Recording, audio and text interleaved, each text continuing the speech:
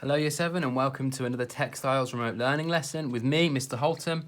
Today we're going to be continuing with our op art drawing, okay? Adding in some black areas to create that checkerboard pattern that we saw last lesson. So we're going to need a few pieces of equipment to start today. You're going to need your work from last lesson, a ruler, a rubber, a sharpener, a black pencil crayon, a pencil, and if you have one, a Sharpie or a black felt tip. Okay, so to get started, before we get started on the adding in the colours, or the black rather, I want you to spend a couple of minutes looking at your drawing and see if there are any areas you can improve, make neater or refine. So here, for example, I don't like this line. It's not very tidy. I'm going to rub it out and start again with this line only. Okay, I don't like the bridge shape. So I'm just going to correct that before I get started on today's lesson. It's good to spend a few minutes refining your work so that we can make sure that everything's nice and neat to give us the best possible outcome, okay? And that's what we're aiming for here, the best possible outcome. Now I'm happy with that. You might have some lines in the back that aren't quite straight, which is why you may need a ruler so you can rub that out and place the line back in again. But we need to make sure that everything's ready for us to get started on today's lesson. When that's completed, you can take a black pencil crayon or a Sharpie, okay? If you're using a felt tip or a Sharpie, please be extra careful because you can't erase any mistakes, okay? So I think the majority of you will be using a black pencil crayon. If you have a black felt tip or a Sharpie, then please feel free to use that. But please take extra care when using those because you can't erase the mistakes. And if you do it incorrectly, it's going to really detract from the overall illusion and bring the quality of your work right down. Now, because I'm going to be using a black pencil crayon, similarly to last time, I want to make sure that I've marked out and planned where the black areas are before I get started because it gets quite confusing. So I've already put some little dots on here, but I'm going to go through it again with you. So we need to create this checkerboard pattern of black and white, okay? And that includes on the sphere as well. That pattern needs to continue for this illusion to work. So what I want you to do is get your black pencil crayon and just put a mark in each box which is going to be coloured in black, okay? So it goes black, white, black, white. Now, because this box, okay, comes into the sphere, that means that this section in the sphere and this section on the grid are still both white, okay? Count this as one box, all right? Then it goes black, so I'm gonna put a black mark in the sphere and also a black mark there, so I know that those two need to be colored in black. White, black, white. And then on this line, it's going to be opposite, and each row will be an opposite way around. So black, white, black there, but also in here, white, black, white. And again, because it's in the sphere and outside, we only count this as one square, okay? So it's white in both sections, in the circle and outside. Then the pattern continues. And again, on this row, it's going to be the reverse. So we're copying this one. So black, white, black. Now this section here, look, is still this white square.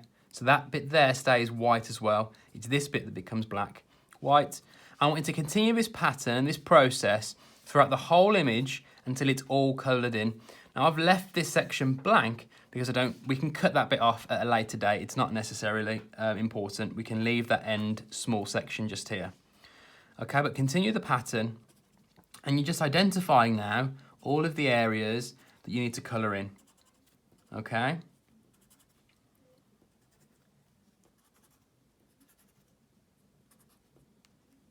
And when we've completed that, it'll look something like this. It's going to look a bit odd, but you've now simplified it for yourself so you identify which section needs to be coloured in. If you're using a felt tip or a black marker, complete the same process, making sure that it's done accurately because as I said, if you make a mistake with the marker, you will not be able to remove that mistake. You're going to have to start again. So please make sure you're extra confident that you can do that. When we come to colouring in, I'm just going to show you a previous example that I've made.